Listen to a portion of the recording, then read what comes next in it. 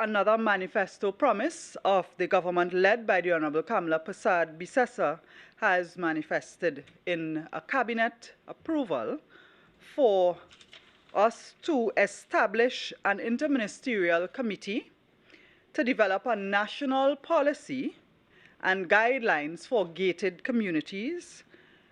And this committee would be responsible for giving permission to residents who live on public roadways, local roads, as well as agricultural roads, to follow certain guidelines that are currently permitted in law.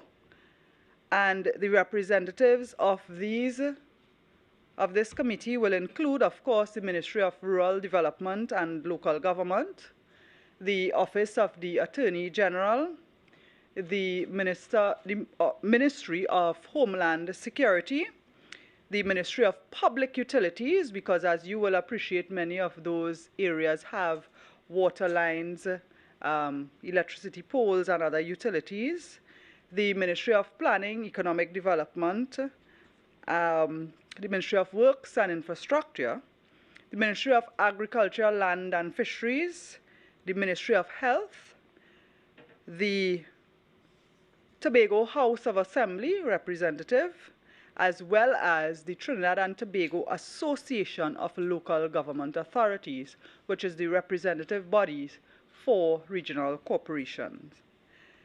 It must be noted that the interministerial committee referred to would further assess the circumstances as it relates to home invasions and draft a policy and guidelines for the establishment of gated communities.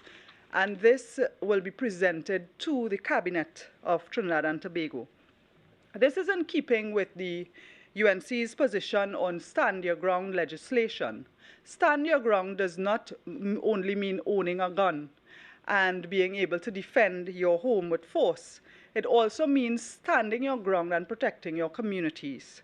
So this would examine all legal avenues and approvals required for communities, residents, to come together by consensus, the agencies that will be required to give approvals, those that will be required to be consulted, and to allow those communities to be gated. Now let me tell you that we have already had communities who have attempted to and were not successful, and some who were given approval, but there is no set policy. So for example, you may know that in the Valsain South area, that falls under Tunapuna Piarco Regional Corporation and also falls in St. Augustine constituency, the Residents Association there has gone through with the regional corporations and several other entities to get approval to place a temporary gateway to restrict and monitor vehicles that enter the area. And to take note of it, they have gone further to hire private security firms to work with them so that when there is an invasion of any sort, whether it is someone invading a home or someone strange in the community, they can monitor that and quickly respond before a crime takes place. And it allows them to keep their community safer. While this does not restrict traffic, what it does is that it allows them to record vehicles that come into the area and monitor if someone is behaving in a suspicious manner. We also had one at the Penal Debe region, and these regional corporations would have followed the existing law. What we recognize as a government is the need to empower citizens and communities to protect themselves. And for this, we must have a uniformed policy going forward. We discussed this in the 2023 local government elections. And I recall that many were criticizing us for raising issues that they saw as national security issues that they felt were not local government issues, when some people may not understand how these national policies, such as the government's Stand Your Ground legislation, how it intersects with the responsibilities of regional corporations and local government. So this is one of the initiatives that fall under the Ministry of Rural Development and Local Government, that would fall with the regional corporations, all of our municipalities, because there are several approvals that currently fall under municipal corporations, and of course they will be involved by having their representative, the Trinidad and Tobago Association of Local Government Authorities.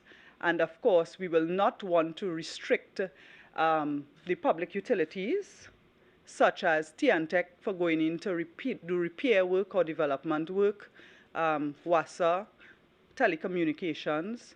We also acknowledge that many of these communities may be access routes for drainage division, highways division, and so Ministry of Works will be involved in this committee as well. And of course, we will not leave out planning and economic affairs and development. And many of these communities have also been working very closely with the TTPS in their particular jurisdiction. And so the Minister of Homeland Security will also be a part of this. And to ensure that we are doing everything within the laws that are provided, the Ministry of the Attorney General will also be, or the Office of the Attorney General will be represented on this committee. There may be areas, gray areas, that we may need to clarify in law that the committee will make recommendations for, but we are working with the current legislative framework, and if there is need to bring additional laws, the committee will be part of making that recommendations. So this is something that the law already provides for by and large, and what we are doing now is going forward to provide uniform policy. Yeah? So thank you very much. Thank you very much, Minister Amin. I would now like to invite the Minister of Transport and Civil Aviation, Senator the Honorable Eli Zakur.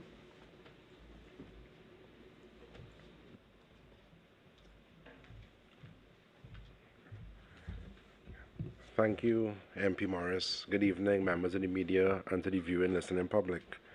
Today I have one or two new announcements and also a couple updates. Cabinet today has approved the finalization, signing and entry into force air service agreements between the Republic of Trinidad and Tobago and the Republic of Ghana and the Republic of Panama. Previously, Cabinet approved air service agreements with Colombia, Dominican Republic, Rwanda, and Brazil. A few post-cabinets ago, I would have mentioned the launch of the online certified copy system. I'm happy to report this system is going to be launched on Tuesday, where persons could apply and pay for the online certified copies online, and it will be delivered to TT Connect locations nationwide or at your home or office. Another update on the driver's rehabilitation program for persons who would have lost their driver's license due to the demerit points. On August 18th, 2025, we had our first class at the Carney License Office. 27 persons attended, and this week we launched in San Fernando and 50 persons attended. Very soon we'll be starting classes in Port of Spain and Tobago. Another announcement, the Trinidad and Tobago Bureau of Standards Tire Inspection Unit. I would have seen in the media this week that this office is scheduled to close tomorrow, August 29, 2025.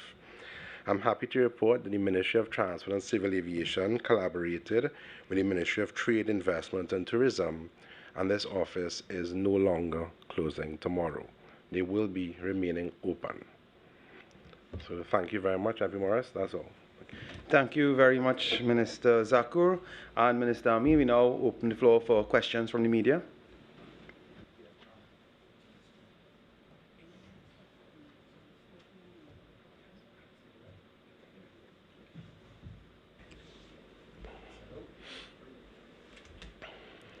Hello?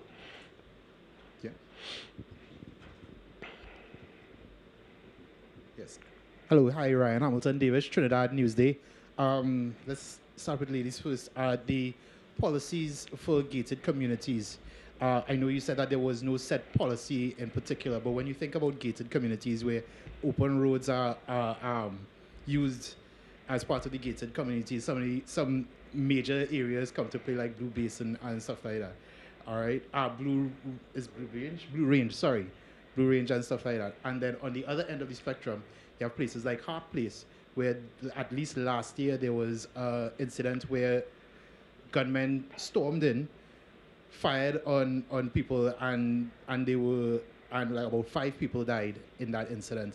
Do you have any idea as to what the criteria was beforehand, and why people in Hart Place may have gotten denied when other places might have gotten acceptance? Where you have public spaces, and there is a desire by the residents there to restrict traffic or restrict persons who do not reside in that area from entering, or to monitor those who come in and out, there is need for the regional corporation, because they are responsible for the local routes.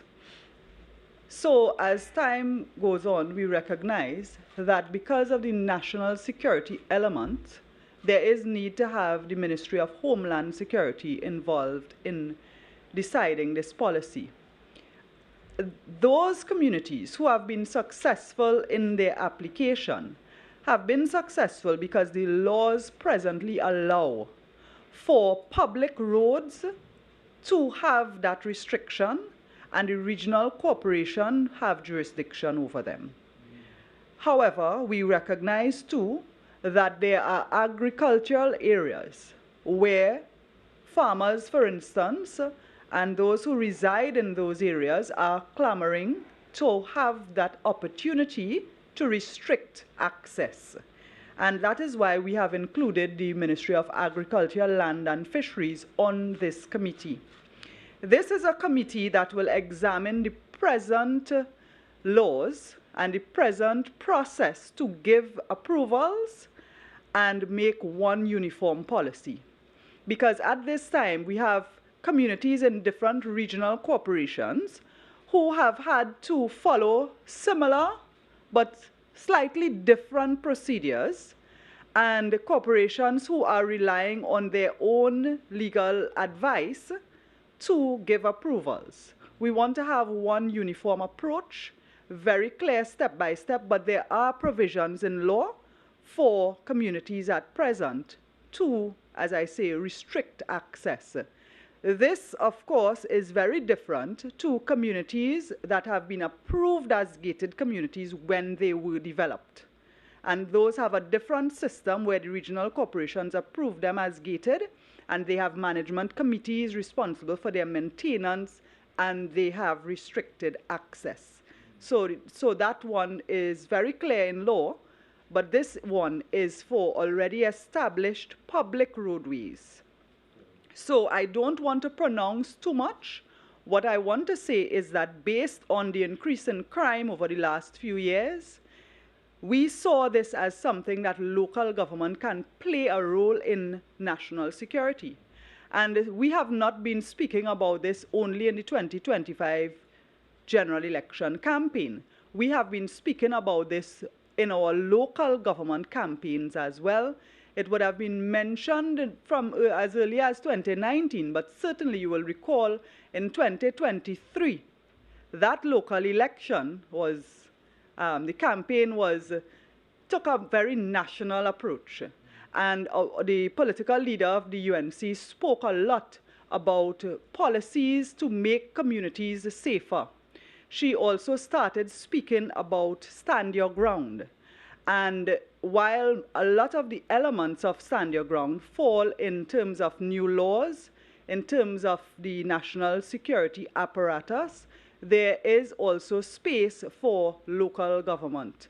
So while today we are appointing this committee to develop a national policy and guidelines for gated communities, regional corporations are also responsible for municipal police And our municipal policing and the direction we are going will also have an impact on the safety of communities. So recently, we would have absorbed several SRPs in the municipal police, just as the TTPS would have absorbed their SRPs. So in the municipal police, there are municipal police SRPs. So we have given them the opportunity to be absorbed into the municipal police. We have been training and graduating more municipal police officers. They will be assigned to various communities while they will work alongside TTPS. They have their mandate in law, and that is also part of making our communities safer. So regional corporations and local government will play a role in making our communities safer and keeping the manifesto promise of the government led by Kamla Persad-Bissessar. Minister, was there any kind of brainstorming or any kind of conversation as to what some of the draft policies would be at this point? Or are you still discussing it? Certainly, as a matter of fact, since 2023 local government election campaign, there are many communities where people reached out. People who have organized community residents associations, professional persons, persons who have village councils, people from different socioeconomic backgrounds who are all affected by crime have reached out to us. And they have been giving their ideas. We have had consultations for the pre-budget consultation. We had consultation for your stand your ground, the home invasion laws. And that allowed more people to come to us as a political party to have their views. Some of them are actually experts in various fields concerning security and safety, and they have put their ideas forward. And very importantly as well, many of our local government representatives who were approached by communities were also part of advocating that they were looking for guidelines. They were following the existing laws, but they felt it was important to have a national policy. So this was in the making for quite some time. You will recall as well that just as there are communities who did get approval to be gated, you would have had a situation in Bamboo Settlement, for instance, where residents constructed a security booth, I think it was, but they did not have approval to do that. So while it would be improper for you to say, well, if Valsin put up a security booth, we could put up one too. If Valsin got the approval and yours did not get the approval, the regional corporation is authorized to remove an unauthorized structure. And therefore, this will provide guidelines to tell people what authorizations they need. So Valsin North, Valsin South, you would have had different approaches in terms of what they ask the regional corporations for. There are some communities that ask for restricted traffic. Some asked for only residents to come in. So there are a variety of requests from residents, and we must have guidelines that would quickly tell them what they need to satisfy the different requirements. Yeah? So I just want to switch gears to Certainly. Mr. Zakur. Given the Vemcot tire inspection station that you mentioned last, right? From what I understand, there were conversations with automotive dealers about this situation, and they were told that there were some specific reasons that led to the decision to have the station closed in the first place. Can you share some of those challenges and tell me how the government is trying to work around those things? Sure. Well, there's a TTBS tire inspection station, not Vemcot. They rent from Vemcot, which is a state entity under the Ministry of Transport and Civil Aviation. The main issue was arrears of rent over the past year. The rent have since been paid, and we entered into arrangement with the Ministry of Trade, which is why the office is going to remain open. Can you tell me how much rent? It was 12 months. Yes. The rent is $18,000 a month was the rent. Afternoon, Private Harry, ACP.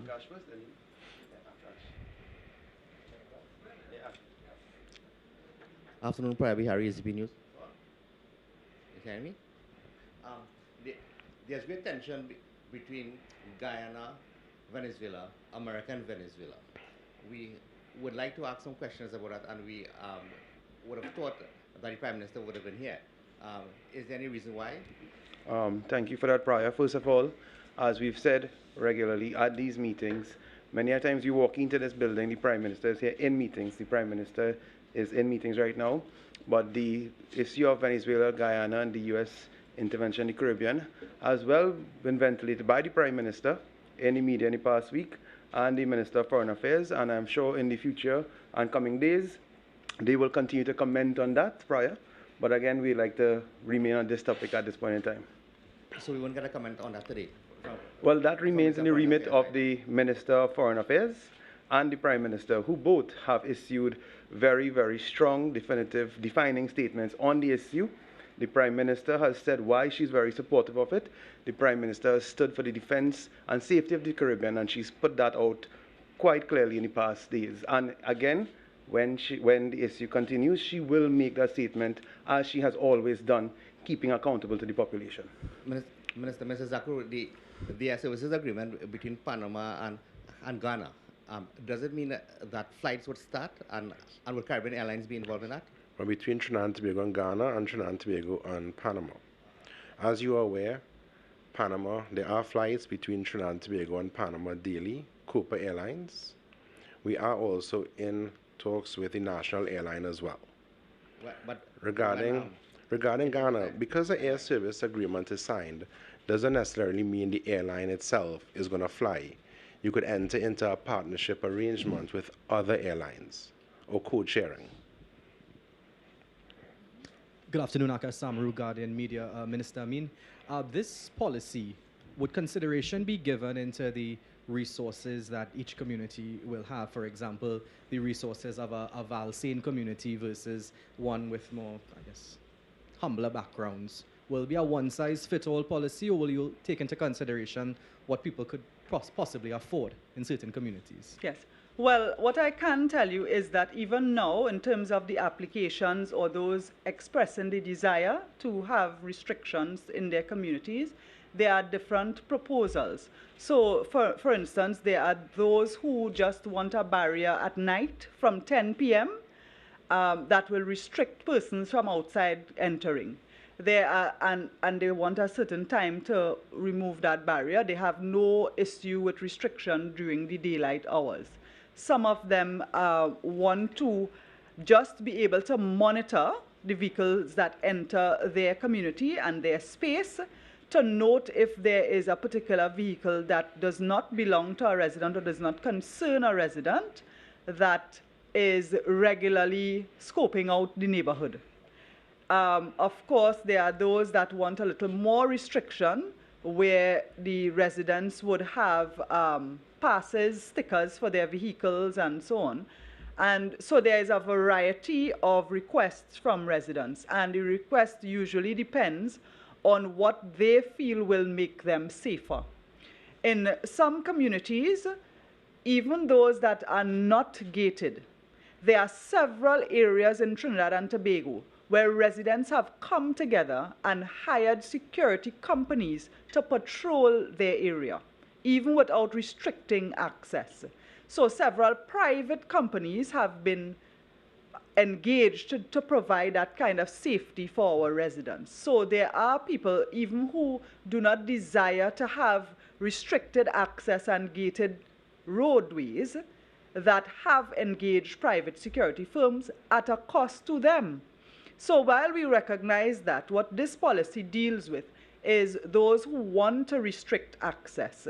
So at this time, we have had several regional corporations being involved in giving the approvals, but we have to also deal, there are roads that fall under the purview of the Ministry of Agriculture, for instance. And while you may not have a lot of residents there, you have predial larceny is very prevalent. You also have situations where when you have theft of vehicles, for instance, they go into some of these lonely agricultural roads and strip the vehicle. Some of these roads are used as escape routes, And you would find TTPS chasing them through some of these areas, or they use that to escape from the authorities, and farmers feel that they need to have the opportunity to restrict those roads. I'm sharing this with you to tell you why we have the Ministry of Agriculture, Land and Fisheries on this committee. So, as I say, residents really, the requests have not been along the lines of what they can afford. The requests have been based on what they feel will make them safer. And it is our duty to make our communities safer, but also to help residents feel that sense of security, to feel that they have a say, to be involved, and to participate in the decision that will make them safer.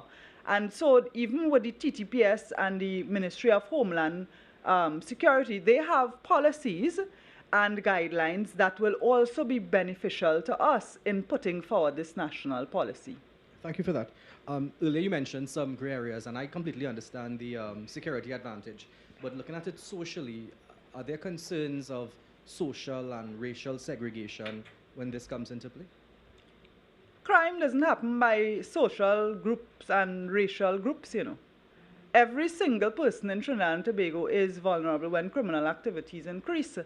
And we have had the petitions and the areas that we have had asking for restricted access has not been by race or socioeconomic groups. I can tell you that there are some very poor communities, very rural communities, that have also asked for their area for them to be restricted. Some of them are dead-end streets, and they feel that people come down there, steal cars and come and park up there and hide the cars, and they don't want that happening in their community. So we have some very, as I say, rural areas as well. I mentioned Valsayn because they went through a process. I mentioned South Trinidad because they went through a process with Penal Debe Corporation. But it has not been any one group of persons in terms of, and I do understand your question, if you feel that the richer people can afford better protection. No, I meant if the richer people could keep certain people out of their communities, or just by the way someone looks, you don't want them in your community. Yes. Well, they have not applied for restriction by looks or by racial profile. What they have applied for is that persons who are not residents or who are not visitors to residents will not be automatically allowed access. What they have asked for is the ability to monitor vehicles that regularly peruse the area, that do not concern a resident, and therefore could be scoping out houses to have home invasions and robberies. That is what they have asked for. There has not been any group, any community that has been, asking to restrict people based on how they look, But certainly, one of the things that I am very mindful of is that we must continue as a government to ensure that every creed and race, every socio-economic bracket is given the same level of protection in law. And therefore, I must emphasize that this is not only for built-up areas or, the suburbanized areas. This is for any community that feels that having that type of restriction will make them safer. Like Mr. Bihari, I thought maybe we'd have seen the Foreign and CARICOM Affairs Minister. But then I remembered that MP Morris is the Parliamentary Secretary for the Ministry of Foreign and CARICOM Affairs. So may I ask you, recently we would have seen that Venezuela would have answered back to Prime Minister Kamla Persad-Bissessar and called her statement shameful, and said that they are sure that the people of Trinidad and Tobago do not stand by her with her support of the U.S. and the warning she would have given to Venezuela if it interferes with Guyana. What's your response to Venezuela on that? Akash, I will not respond to Venezuela. While I am the Parliamentary Secretary in the Ministry of Foreign Affairs, that is still the role of the substantive minister, and I will not venture into there. What I will say is that the people of this country, the members of Parliament on the government bench, the UNC, and again the people of this country stand by the Prime Minister's attempt to ensure safety and security for this country, The Prime Minister made a very strong statement when it came to cartels and so on, and we stand with the Prime Minister to ensure that we can root out all routes and all parts of crime, even if it's geopolitical and so on. So again, but we leave that for the Minister of Foreign Affairs to speak on, as he has done so brilliantly in the past week and weeks before. But again, when it comes to supporting the Prime Minister, the country and the government members of Parliament stand firmly behind the Prime Minister's statement for the past week. Thank you. Just one final question on Minister Zakur. The new Tobago terminal for the airport, has that been officially handed over to Airports Authority and therefore your ministry? Not as yet. It's still under the purview of the Ministry of Works and Infrastructure. I remember she would have said that maybe by mid-August that would have happened. What's the delay now? I don't have an update on that, sir. All right. Is there any intended time you would like for that to be in operation? I know Tobago is looking forward to it. Soon. Good afternoon. As you mentioned the municipal police, but there's also the Prix d'Alasni police. They seem to be very opaque in the work that they do. There are communities like Wallerfield, Carlsonfield, and elsewhere where there have been not only Prix d'Alasni, but there have been many home invasions, particularly in the Carlsonfield area. So perhaps you can enlighten us a bit more on their role in this whole new direction that the government intends to take. Secondly, a community, say a squatting community, if anything, where the people have been regularized, like Bangladesh, you are very much familiar with there. What advice would you give to them if they are to engage or intend to embark on an approach where they can restrict access to their community, because even within that community is a crime haven in its own right, as you are quite very much aware. And one other question to add to that, while you're dealing with the issue of crime and trying to prevent crime, has the cabinet or is there any interministerial committee established to look at the root cause of crime so that you could also prevent from the root cause of crime where people would not have that disposition, that mental attitude to commit a crime?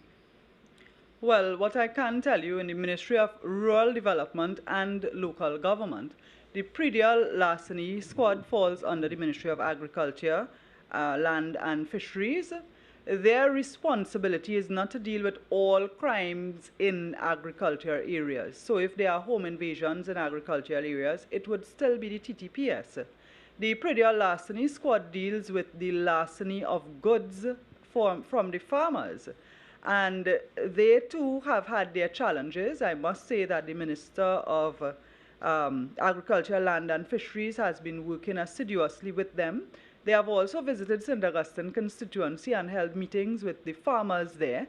And based on that, I feel very positive about the income and the progress they will make. The municipal police has jurisdiction in the public facilities that fall under the maintenance of the regional corporation, which would include parks, recreation grounds, markets and abattoirs and so on. You will recall that some time ago, there was a child in central Trinidad, Africa Recreation Ground, 7 years old, that was gunned down on a playground, innocently playing. And this type of risk that our children have been exposed to has been a great concern for the municipal police officers, who have not had the strength, the numbers to patrol those facilities as regularly as they would like to engage with the community in the way that they feel that they should. And they themselves have had numerous challenges, including poor accommodation, for example, their working conditions. So immediately into coming in office, I met with the union representative of the municipal police, that is the PSA, and in fact we visited in our very capital city. The municipal police had a lot of issues. So while I will continue to attend to those, what I can tell you is that we are also working with the Homeland Security and TTPS in that we have similar approaches in strengthening the manpower. So for instance, where we had municipal SRPs, we have absorbed them into the municipal police service. We had several persons, many people in training. We have graduated them, and we are going to start and continue with the training while we deal with the other issues, because our municipal police officers, while they have a role with the regional corporation, they contribute to making communities safer, and that is part of the approach that we want to have. So, as I say, the municipal police, their role is very different to the TTPS. Well, I shouldn't say very different, it's a little different. And certainly there is some overlap, and we have had good cooperation between TTPS and the municipal police. But we also have, they have a different mandate to the predial larceny squad. Yeah? In terms of Bangladesh, what advice would you give to that community if they are desirous of setting up I don't like you naming communities and putting casting aspersions, But I think what you're getting at is that there are squatter settlements that may be desirous of restricting entry. Is that what you're getting at? Yes. So in squatter settlements, the land tenure, because those roads will not fall under the regional corporations. So in squatter settlements, because as I say, the land tenure there, and that is why we have the Office of the Attorney General on this committee to further advise. And because our government has always been firm about the value of home ownership, and we have regularized many squatter settlements according to law. We have also had the Land for the Landless program. And that empowerment of and regularization of squatters and squatter communities has been a mandate of the government. So it is certainly a very valid consideration, and the committee will advise in terms of what guidelines can be provided within the existing legal framework. So I just want to emphasize that, and it is not a free-for-all where everybody who wants to drop a gate on the road could do so. There are still legal restrictions on public roadways. With respect to the root cause of crime, is there any interministerial committee that has been set up or the government intends to establish to deal with the root cause of crime and preventing from that junction? I think it's best for us to leave it to the ministers who have that responsibility to advise the media and the public, and we will continue to discuss the rural development and local government perspective today. What about a hotspot area that has criminal elements in it, and they want the gated community? How you're going to treat with that? Right. So let me remind you that on this committee we have a representative of the Ministry of Homeland Security who can advise us, and they also will have data pertaining to criminal activity, number of crimes, and the nature of the crimes reported in certain areas, what type of social issues and criminal activities you have in certain areas. But remember, this committee is not going to give approval to the community that wants to be gated. This committee will provide a national policy that will give guidelines to have gated communities. So this committee is only going to provide us with the guidelines within the existing legal framework now. So all these various ministries and agencies will advise based on what is in their jurisdiction, and this policy will then inform the enforcing agencies. So when this committee has its draft or proposed national policy for gating communities, it will report to Cabinet, and Cabinet will deliberate on that policy. We could at that point make changes, we could at that point do further consultation and so on. But let me remind you that this committee is to create the national policy based on the present legislative framework. Speaking about crime, you're one of the ministers who have had death threats against you. Are you still having additional security? And from a personal note, has it affected you? Has it what? How has that affected you in your duties in terms of your Prior, I executive know you're duties? doing your job, but you have known me for a very long time. I have not been intimidated by these threats.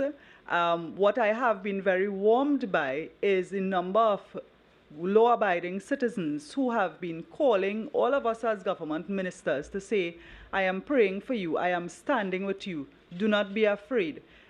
Those who are calling to say, I hope you are taking precautions, be safe out there, go out there and do your job. I am really heartened by that, and I think that love that people have for the government led by Kamla Persad-Bissessar and how they feel about these threats is also reflective of their support of the decision the Prime Minister has made and her utterances in terms of stamping out corruption. We cannot ask to replace PNM feed-in trough by replacing the PNM with UNC. You know, and the Prime Minister has been very deliberate and firm about this, which I think is very commendable. A lot of people from different walks of life are commending the Prime Minister for taking that stand on many of these programs that have had corruption, leakages, and are just, you know, feeding troughs. One of the other areas has to do with legal fees. And when we talk about these things, those people who have been benefiting and who has been sucking the treasury are the ones who are going to be upset. But when you save money that would have gone down the drain for corruption, you can do more to law-abiding citizens. You can provide more in terms of better education and health care. You can provide laptops for children. You can have more medication in the hospitals and better service. So in terms of the improvement to the country and the money that will be available when you stamp out some of this corruption, I think just by stamping out some of the corrupt areas, we can do so much more.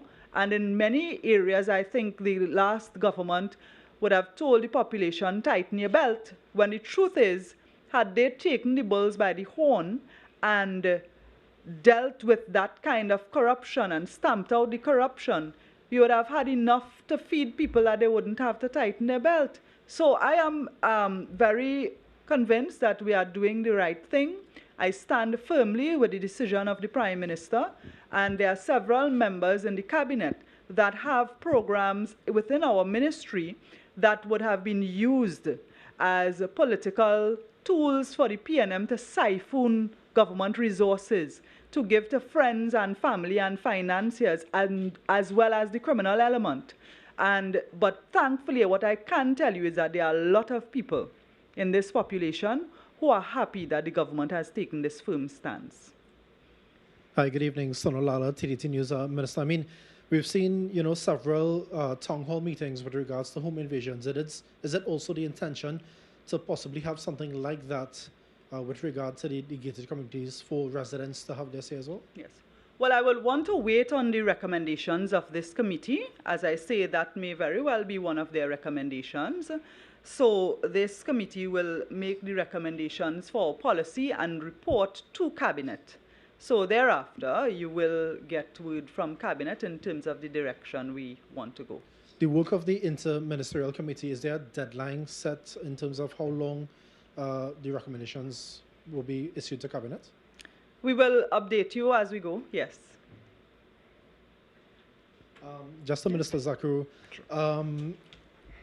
in terms of, we've seen several severe accidents in the past week or 2 weeks or so. Can you say if the camera systems, such as, you know, the red light enforcement cameras or spot speed cameras, would be implemented soon? I know that was on the agenda in terms of the last government as well. We are working on that now, sir. Any further information on No that? update at this time on the red light enforcement. And any comment with regards to the, you know, the recent road fatalities that we've seen? For anything from the ministry to encourage drivers to drive safely? Yes, we are launching very soon a road safety initiative. We are also using the opportunity of the driver rehabilitation program, because the persons who are going through this course is a 2.5-day rigorous course. I actually attended the class this week. I had an exam at the end, and we are hoping that many of these persons will be now road ambassadors and they could go into the schools. We are actually in conversations right now with the Ministry of Education, where we're starting programs in the school. Nationally, we'll be doing a program on road safety moving forward. The rehabilitation program at License Office, I think, is currently and one to be launched at San Fernando. Yes. Has all participants passed, and what were the metrics to see whether it was successful? Yes, well, the first class started in Caroni 2 weeks ago, and the class in San Fernando started on Monday, which was attended by 50 persons. I don't have the results of the exams at this time. So. Minister Amin, by your admission a moment ago that you do not feel intimidated by any of the threats that you have received, what advice would you give to your colleague ministers who might feel intimidated by threats that they have received? You know, Sudat, what I can tell you is that we as politicians and servants of the people and representatives elected, we have a job to do, but we are also human. And people respond in different ways to different circumstances. There are some people who are very determined and energized when they get any kind of opposition or anyone attempts to intimidate them. There are those who may become fearful and concerned for their family and so on. What I can tell you is that every individual human would have their own reaction, but the very common thread that operates with all of us is that we are in firm support of the Prime Minister's position on the government taking this harsh decision for the benefit of all citizens of the country, and we will continue to do our job. If any minister were so intimidated, you would have seen them resign. So we are all very determined and resolute to do our job. And it is my belief that these threats will only last so long because more and more people appreciate and understand the need for us to make this tough decision. And the greater majority of the population are in support of the decision. So there are elements, and some of them are being coerced. Some of them, they have, for instance, a genuine want for a job. And the criminal element would pressure them into, you know, to pressure in the government. But sometimes I meet them. I am still very much on the ground, and I go out into communities, and they come and they say, Ms. Khadija, we were working the back here. And when you talk to them, while they may approach you in what some people might find to be an intimidating manner, the truth is that many of them want the opportunity to work. They don't necessarily want to run ghost. They want the opportunity to excel, to further their education, and to have a better quality of life. So I think it's also important that our government has that listening approach. So when we go into communities and we meet, you know, people tend to stereotype certain communities or people who have a certain approach, but we have not done that. We have continued to listen. And for me, that's important that my government continues to listen. And as I say, based on that, we identify social challenges that can be corrected. And this is part of the soft approach to crime fighting, where we are teaching you to make a bread rather than giving you a bread. And there are many who have responded and are responding positively because the government will continue to be engaging. And as we roll out other programs, people who want jobs will find spaces because this government is committed to creating jobs. I like your answer and the experience that you've had on the ground and your approach to dealing with things and you know, I mean, mediating some of the situations and reaching out and meeting with some of the challenges and so on. That's wonderful. Minister Zakur, with respect to the air service agreements with various countries where we do not currently have any existing flights or regular flights, particularly with our national airline, Air Caribbean. And having regard to Air Caribbean running at yearly losses, amounting to hundreds of millions of dollars, and some routes where they may be currently traversing, perhaps Puerto Rico, and so I'm not aware that those flights, they are being sold out, or so there might be just a small percentage full. How do you see these Caribbean airline and servicing some of these routes? It's not mandatory that they do in terms of their service agreements, but in terms of some of the existing routes where they are not really making a profit, or the flights are not filled or even half filled. What is the government handle or take on that? You may be aware that Caribbean Airlines falls under the purview of the Ministry of Finance, and I would not want to comment on that. So.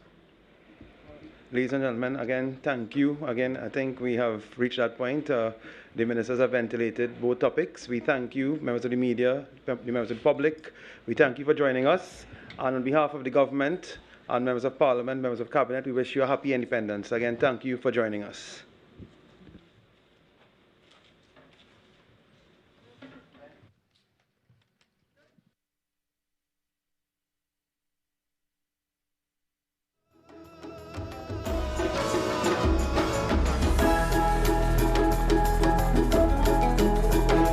Independence is the way we sing, laugh, and tell our stories. As our twin island celebrates 63 years as an independent nation, TTT brings you the ultimate celebration lineup all weekend long. Tune in for the passion